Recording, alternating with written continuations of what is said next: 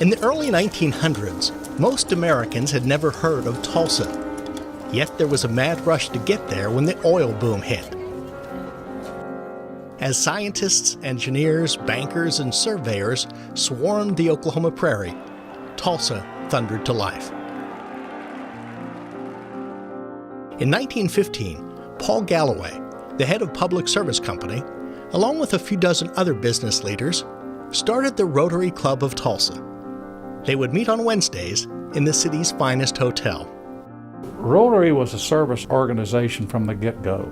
It was not a social group, although there was a lot of good old boy type camaraderie in those days. You got to remember that there were no women.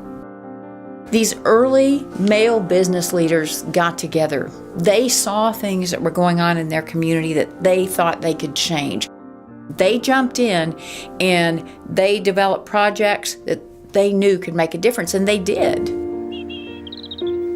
One of the Rotarians' first projects was dealing with a problem that was staring them right in the face every day. There was an awful lot of young boys, like young teenagers, running around homeless.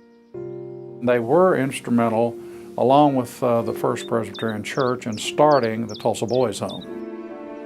The next step was creating an institution to help crippled children. Rotary and those early leaders joined together and founded Children's Medical Center.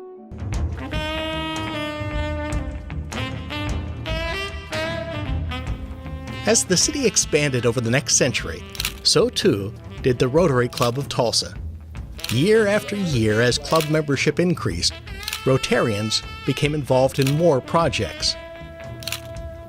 Rotary has played a really key role in the development of our community. It was the very first service organization in our community. It is the largest service organization with over 400 members. We have an impact. I got involved with Salvation Army bell ringers. I mean, when I was ringing the bell, the people that gave the most were the ones that were less fortunate, and I was blown away by that. Then you go to the shop with a cop, how the children get to work with a police officer and a Rotarian and buy presents for their family on a budget that we help provide. They would not have a Christmas if it wasn't for our helping them. We've given to the Red Cross, the Girl Scouts, the Air and Space Museum. All the monies that we've given over the years are in the millions.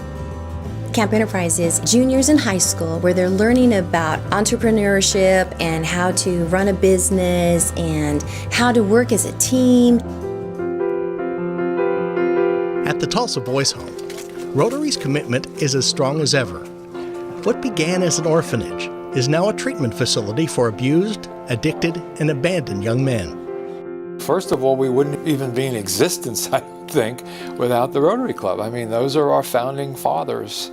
And they continue to support us financially with grants that will pay for everything, for food and clothing for our boys. They help fund the rec hall and the gymnasium and the equipment inside of it. I mean, I don't know that they've ever declined a request for the Tulsa Boys Home.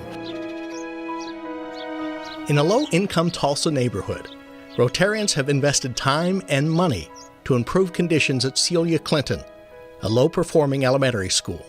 We have incredible volunteers who are reading to these children at Celia Clinton. They are mentoring these children. We help with their clothing. We help with nutrition. We have a backpack program so that these kids on the weekend, they can go home with a backpack full of food. We had a lot of behavioral issues on the playground because our children just didn't have enough to do. There was dirt for them to play on, and they would find something to do. So we have basketball courts now in this huge cemented area, and we have this huge playground equipment. We would never been able to afford that without Rotarians. The Rotary Club of Tulsa was instrumental in saving the city's past. When historian Burl Ford considered selling his collection of tens of thousands of historic photos to Oklahoma City, Rotarians raised the money to buy and digitize his treasure trove of Tulsa images. You can now see the Burl Ford collection online at the Tulsa City County Library. There's 24,000 images there. Rotary's reach extends far beyond the Tulsa border. In Nicaragua, where clean water had been hard to reach, Rotary has drilled hundreds of water wells. It's impacted thousands of lives in Nicaragua, saved people from disease, children, the elderly. The children can be in school now longer because they don't have to go and retrieve water like they used to. It's life-changing.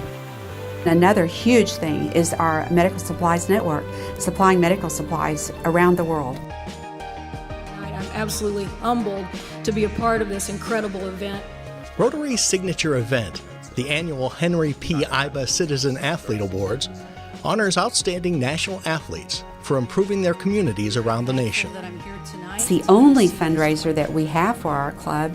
It supports our international project, it supports our camp enterprise, and so it's huge.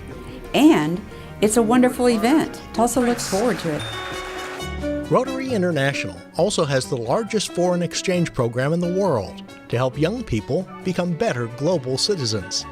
In 2008-2009, I did my master's degree on an ambassadorial scholarship through Rotary Foundation at the University of Edinburgh in Edinburgh, Scotland. I would say that it had a huge impact on my life. I grew up in a rural town in Okarche, Oklahoma, so it allowed me to live in another country where I could get a little bit understanding of what is culture like outside of the U.S.